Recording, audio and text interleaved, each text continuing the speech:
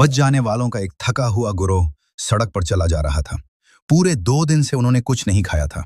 पीछे लगे हुए ज़ॉम्बियों से छुटकारा पाने के लिए कुछ लोग बेदम होकर पुल के दोनों तरफ खड़े हो गए।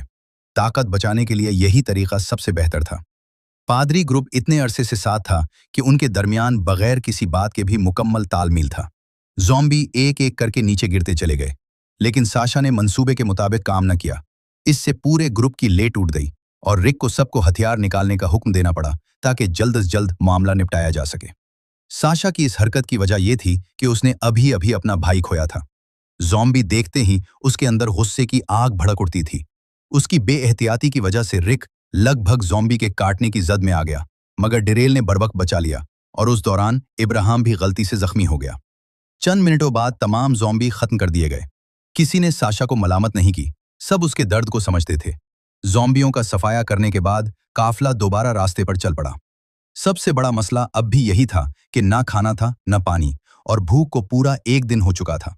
आगे कुछ गाड़ियां नजर आईं, मगर तलाशी लेने पर अंदर कोई सामान न मिला और गाड़ियां भी चलने की हालत में न थी। थके हारे लोग सड़क किनारे बैठ गए और सोचने लगे कि आखिर कब तक ये सिलसिला चलेगा। डिरेल जंगल में शिकार की तलाश में गया, मगर खाली हाथ लौटा। फाकों की ये जिंदगी उन्हें और भी मजबूर कर रही थी कि कहीं ठिकाना तलाश किया जाए। जब भूख नाकाबिले बर्दाश्त हो गई तो जंगल में सरसराहट हुई और सब चौंकने हो गए। मगर ये क्या, चंद कुत्ते निकले और उन पर भौंकने लगे।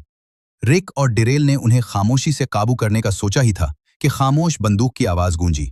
साशा का गुस्सा अभी भी ठंडा नहीं हुआ था। कुत्तों को मारना भी उसी गुस्से का इखराज था। रिक ने कुछ न कहा, बस जंगल से एक लंबी छिड़ी तलाश कर लाया। आज रात के खाने का इंतजाम हो गया था। यह सच है कि आम हालात में वहां कुत्ते का गोश्त नहीं खाते, मगर अब हालात आम कहां थे। पेट भरने के लिए जो मिले वो खाना पड़ता है। डिरेल ने तो कच्चे कींचवे तक खा लिए, और गैब्रियल पादरी, जो हर वक्त मुनाफकत का लिबादा ओढ़े रखते थे, उन्होंने भी अपना गला बंद उतार कर आग में फेंक दिया। जिंदा रहने से बड़ा कोई काम नहीं। पेट भरने के बाद सब फिर चल पड़े। गिलियन ने मार्कीटा को बचा हुआ थोड़ा सा पानी दिया, मगर उसका भी दिल बुझा हुआ था, क्योंकि उसने भी अपनी बहन खोई थी। गिलियन ने उसे ढारस दी, फिर पानी डिरेल की तरफ बढ़ाया, मगर उसने इनकार कर दिया। वो ये आखिरी पानी दूसरों के लिए छोड़ना चाहता था। उसके बाद डिरेल जंगल की तरफ चल दिया, ये कहते हुए कि करीब कहीं नदी या पानी तलाश करेगा। जंगल में डाला हुआ तो एक पुराना गोदाम नजर आया, मगर वो अंदर न गया बल्कि बाहर ही बैठ गया। सिगरेट सुलगाते हुए उसकी आंखों में गहरा दुख था। बैथ की मौत ने उसे अंदर से तोड़ दिया था, और वो खुद को कोस रहा था कि उसने उसे क्यों न बचाया। यह सख्त जान आदमी अकेले इसलिए निकला था ताकि कोई उसे टूटते न देखे। आखिरी बार वो उस वक्त रोया था जब उसका भाई ज़ॉम्बी बन गया था। कुछ देर बाद ग्रुप को सड़क पर बोतल बंद पानी मिला, बिल्कुल वही जिसकी उन्हें सबसे ज्यादा जरूरत थी। जब डिरेल वापस आया तो रिक ने उसे एक पर्ची थमाई। ये बड़ा अजीब था, यकीनन कोई उन्हें देख रहा था। रिक ने सबको ये पानी पीने से मना कर दिया, कहीं ये जाल ना हो। लेकिन यूजिन से रहा न गया। उसने पानी उठाकर पीने की कोशिश की तो इब्राहिम ने उसे धक्का देकर गिरा दिया। बेचारा यूजिन बस अपने होंठ चाटता रह गया। इसी लम्हे आसमान पर गिड़गिड़ाहट हुई और सबने ऊपर देखा। फिर मूसलाधार बारिश शुरू हो गई और गरज तेज होती चली गई। गोया कुदरत भी नहीं चाहती थी कि ये लोग हिम्मत हारे। इस आम सी बारिश ने उन्हें एक नई उम्मीद दी। हर चेहरे पर मुस्कुराहट आ गई। सिर्फ मागी और साशा का गम अभी भी चेहरे से नहीं गया था। रिक ने सबको याद दिलाया कि जल्दी से बर्तन निकालें और पानी जमा करें। पता नहीं अगली बारिश कब हो। मगर रिक ने दूर देखा तो उसे कुछ खतरनाक लगा। बादल और गहरे होते जा रहे थे और गरज और चमक बढ़ती जा रही थी। आज की रात तूफानी होनी थी, लिहाजा जल्द अज जल्द कोई महफूज पनाहगाह ढूंढनी पड़ेगी। जल्द ही वो इसी पुराने गोदाम तक पहुंच गए जो डिरेल ने पहले देखा था। ये इतना बड़ा था कि सब समा सकते थे।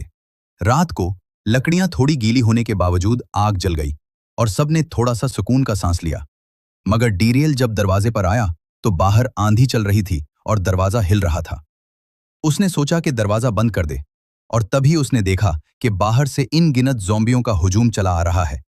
वो फौरी तौर पर दरवाजे से लग गया ताकि वो टूटने न पाए, मगर अकेले कितना रोकता। मार्कीटा ने भी खतरा भांप लिया और दौड़कर साथ दे दिया। फिर साशा भी आ गई। अंदर बैठे बाकी लोग भी आवाज सुनकर समझ गए कि मामला संगीन है और सब दरवाजे के साथ लग गए। हर शख्स ने पूरी ताकत लगा दी। अगर दरवाजा टूट जाता तो इन गिनत ज़ॉम्बियों और तूफान का सामना करना पड़ता। अगली सुबह मागी की आंख खुली तो सामने रिक की गोद में नन्ही जोड़ियत नजर आई। इस प्यारी बच्ची को देखकर उसका दिल कुछ हल्का हो गया। रात की थकावट की वजह से सब गहरी नींद में थे। सिर्फ डीरियल अकेला दरवाजे पर गमगीन बैठा था। ग्रुप में वो, मागी और साशा तीनों अपने प्यारों के जाने के सोग में डूबे हुए थे। उम्मीद थी कि वक्त के साथ ये दर्द कम होगा। मागी ने साशा को बाहर चलने की दावत दी ताकि एक दूसरे को हौसला दे सकें। बाहर निकले तो गिरे हुए दरख्तों के नीचे ज़ॉम्बियों की लाशें बिखरी पड़ी थीं। अंदाजा हो गया कि रात का तूफान कितना शदीद था। तूफान के बाद का मंजर बहुत पुरसुकून और खूबसूरत था। मागी साशा को इस जगह ले आई। दोनों ने अपने अपने गम साझे किए और दिल पर पड़ा बोझ कुछ हल्का हुआ। इसी लम्हे एक आदमी खामोशी से उनके करीब आया और नरमी से सलाम किया। दोनों फौरी तौर पर चौकनी हो गईं। वो आदमी काफी खूबसूरत और बाअदब था। मुस्कुराकर बोला, मेरा नाम एरन है। मैं जानता हूं कि अजनबी पर भरोसा नहीं करते, लेकिन मैं आपका दोस्त हूं। मैं आपके लीडर से मिलना चाहता हूं। इसका नाम रिक है ना? मागी और साशा और भी हैरान हो गईं। इसे रिक का नाम कैसे मालूम? मेरे पास अच्छी खबर है।